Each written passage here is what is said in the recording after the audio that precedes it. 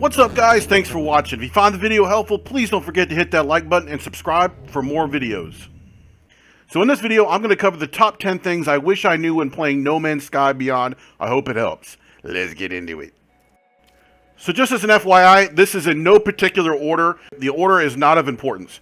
So, you know when you're building and stuff like that happens where you're trying to build and you just can't put stuff in the right spot? It's really kind of a pain in the ass. So now they have a build camera, which is great. And on console, you just press L3. You press down on the L3 button. On PC, I'm not sure which button it is, but maybe you guys can chime in on the comments for me. But the build camera is awesome. It allows you to untether from your character and get shit done faster. And in creative mode, it's awesome too, because, you know, in creative mode, hint, hint, we have one, just so you guys know it's there. Not a lot of people do, or not everyone does. You can build stuff with unlimited resources. So this build camera just makes stuff go a lot faster. It's a lot easier. Highly recommend it. Okay, so this next one's kind of long, but it's important. In No Man's Sky, you can control the market. You can crash it. You basically can control the supply and demand by buying and selling items. And I didn't learn this until long into playing. And this can be helpful from minute one when you start playing the game. You can buy and sell items. I don't like using Wireloom like other people. They only stack in 5s and they take up too much inventory space. So I choose either silver, which per unit is the most expensive next to cobalt in most systems, in all systems that I found. So buy up all the cobalt in the system and see where it says plus 15. If you see a red, that means it's not in your favor. Okay, that's not a good price for the most part in layman's terms. So buy up all the cobalt and now warp to another solar system or galaxy, whatever the hell it is. Make sure you go to a wealthy one. See those 3 dots? The 3 dots, without even expanding it, will easily tell you that this is a wealthy system without knowing anything else about it. And it doesn't really help you for the buying and selling much, but it does help you with something else, and I'll tell you in a moment. Once you get to the space station, now you're going to go back to the trade console, okay, and you want to sell all your cobalt. All right, see now here, right now it's a little bit of a positive for you. It's a green 7, so I just sold it all, right? So now I'm going to go back and buy it all, and you'll see the price difference here. Okay, we're manipulating the market. Now look at that. It's at a 63.9% in our favor. So now we are buying cobalt much cheaper. Look at that. It was $256 or something, and now it's $80 or 80 units per each one. I mean, it was $256 or 65 or something like that. Anyway, it's a lot cheaper. And the idea is if you keep buying it and keep selling it, you're creating this market crash and you're creating favorable conditions within the game. And this can be done with anything, but you might as well do it with something that is valuable. This is why I told you to go to a wealthy system. Stop by your local multi-tool dealer and see if it's an S-class, because you're most likely to find those in wealthy systems. So every time I jump into a wealthy system, I'm always checking, well, actually any system, I'm always checking the space station's multi-tool vendor. So here we are again, and we're going to do the same thing once again. We're going to sell all our cobalt, sell all of it all at once. That's important, okay? Sell your whole stack. You can see it was at a negative right now for selling it, okay? So, or that was the buy price. So I'm showing you the buy price that was not good. Right, so now let's sell all of it. Okay, we sold all of our cobalt, and now when we go back to buy, you'll see that it's much more favorable. And just in this short amount of time, it's going to be about 15 minutes to do this, I made about 600,000 units. And that's not a ton, but you can grind this out to make much, much more. So there's no surprise that inventory space is at a premium in No Man's Sky. And yes, they've lifted the limits on how much you can carry per space, but space is critical. So what I recommend doing is, in any solar system that you're in, call the anomaly, the space anomaly. Go in there and follow where I'm going. Now, it's going to cost you a little bit of money, but use the method I just showed you, or use some other methods that are out there to make yourself some coin. And that way you can get as many inventory spots as you want. And I'm going to show you how to do it quickly. I wish I knew this from the beginning. If these freaking jokers would get out of my way. All right, so right here, normally if you stay in here, you can press X and buy yourself an inventory slot. I'm all maxed out, so the option is not even available. But once you buy yourself a slot, and you can pick either one you want, it's always going to be most expensive buying the cargo one, okay? But it'll max out at 1 million per spot, okay? So once you have some coin, that won't be a big deal. So now I'm going into the space station.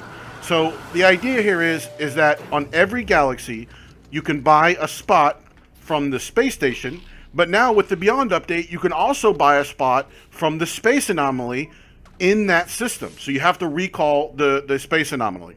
And so here it is all broken down. So you, in every system, you can buy 2 inventory spots. And I always check for the multi-tool to see if there's an S in there. But always just keep jumping, and you'll have max inventory spots in no time.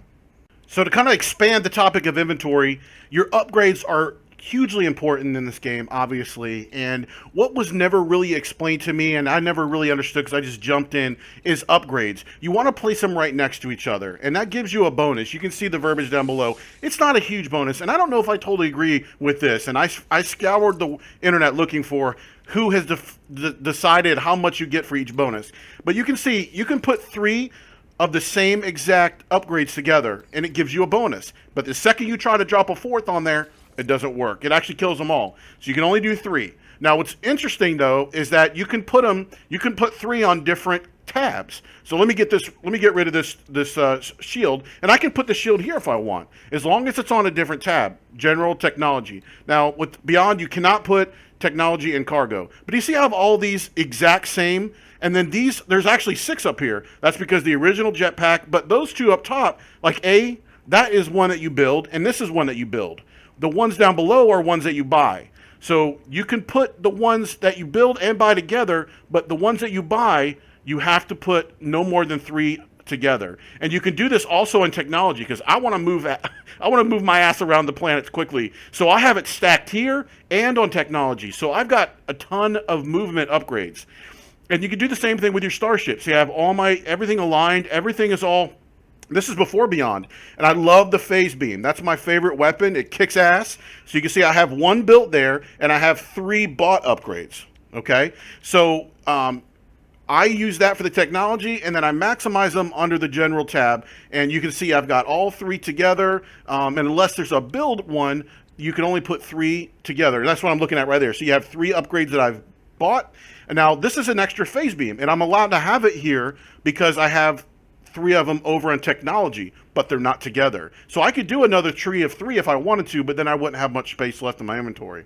And here's me multi-tool, like I'm a pirate. Here's my multi-tool, and you can see I love the plasma launcher. It's the best. The bolt caster is my second favorite. So I load up on bolt caster and plasma launcher, and then I have room for all my upgrades. If you try to do too many weapons, you're not going to have enough room. Okay, so this is one I'd love to have in real life. You see, obviously, every time you take off, your launch thruster uses fuel. In this case, it used 20% of my fuel. That's only 5 launches. And I have upgrades, and I want to show you. But if you land on landing pads that look like this, actual landing pads, all over the planets, everywhere, it doesn't cost you any fuel to launch. And it took me forever to know that. I don't know why. I just wasn't paying attention. But I would, not land on the launch pads for some stupid reason, and it would cost me fuel, and I didn't even know that was a possibility. So let me show you some upgrades. What you need is the efficient thruster upgrade. That's a must. You need to build that and put that on ASAP, but this one is the most important. Launch system recharger. Get this blueprint, find out what you need to get it, and get this on your ship ASAP, and having them together does give you a boost in efficiency. So I've made a video recently showing how to get an S-Class freighter. And this trick will make it a little bit easier. And this was just released, I think, with the Beyond update, because it just popped in, and I didn't even know it existed until recently. So I decided to add this to my top 10, and it's really helpful, not only here, but you see where I'm actually looking through my visor once I'm on the freighter, and it's a shame you can't do it in the ship. But you see where it says class, freighter C. That means it's a C class, which means it sucks. It has 17 inventory spots plus 4 means plus 4 technology. So it's telling you the cost. It's telling you the class, it's telling you how many inventory and how many tech inventory spots. Now, what I really like this for now is for shopping for planes or starships. So when you're on the hunt and you're on the used ship parking lot and you're looking for a better spaceship, now you can see exactly what you're dealing with. Instead of having to go through, talk to the Joker, offer to buy a ship and all that jazz, this saves so much time. So when you're shopping for ships now, break out your visor, go to a wealthy system, and just start waiting for people to show up to the trade ports, and you're going to find a ship that you like in no time. Okay, so you're flying along, minding your own business, and whoop! A hostile subspace scan is detected. Space pirates are coming for you. So if you're at the beginning of the game, or your ship just sucks, and you might die, I highly recommend that you don't pay off these bastards.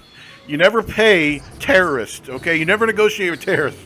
So if you can't fight them and you can't outrun them, well, you need to hide. And you can see the space anomaly is right there, but I wanted to show you, you can call it even if the space anomaly is right next to you. So what to do to hide is call the space anomaly, it pops up right in front of you, and then hightail it into the space anomaly, and that'll keep you from dying and potentially losing whatever valuable cargo you're holding on to. So don't let those freaking space pirates get your crap. Hide in the space anomaly if you're a weak-ass ship, can't handle the punishment. So when you're just starting out, or what the hell? This, I look like Yoda. Yoda's floating on the top of the ship. Anyway, so you're just starting out, or if you've been bad and you've been taking down cargo ships, you're going to lose standing to the alien races. You can see they love me. But to get there actually is pretty easy. So all you got to do is go up to these jokers sitting at these spaceports or trade stations, whatever, on the planets. And all you need to do is give them a gift. Well, you can see these jokers want a Korvax casing. Okay, no matter. All you got to do, any system you're at, doesn't matter what alien race it is, at the trade ports, all the ship people are going to be, all the pilots are going to be carrying what you need to give to the people at the trade port, and then once you give it to them, it increases your standing. And you can do this over and over and over again. So it's really quick and easy to increase your standing because this will help with your missions and your mission payouts. Some say there's other benefits, I don't know, but if you want to get your reputation up or your standing with the alien races, go to the trade ports, buy the crap you need from the pilots, and hand it over to the aliens, and they'll love you. That's it! Alright, so you're on a planet and you're lazy like me. There's no sense of running around like a madman. You can now mine from very long distances, and maybe this is because I have some upgrades, I don't know, I'll show you, but you can mine a long way away. So I'm going to get a buttload of carbon without even moving one of my little yoga feet. Okay, so, and as the more your multi-tool heats up, the more effective it becomes. Gone is the technique where you can release the multi-tool for a second and then it replenishes. It doesn't do that anymore. But you can see how far I'm getting away from here. And this is really helpful with sentinels because they can be around the tree and trying to catch you, but you're so far away from where you're actually mining that they don't even know you're doing it. Or you can just go to a planet with no sentinels. Either way, those are available now. Here's my upgrades. I'm really big on mining, so you're going to need to do a lot of mining in this game. Make sure you plan your upgrades properly and mine away. So early in the game, you want to buy as much as you can in upgrades, and you're going to need nanites to do it. Now, I have a shitload of nanites now, but I didn't always. And in the beginning, I remember needing a lot, or always needing some. So you can just take out your portable refiner, and there's several materials that you can refine down into nanites, and it's just a quick infusion of nanites. So if you're in a bind and you haven't stockpiled nanites yet, this is a great way to get nanites. You can nanite.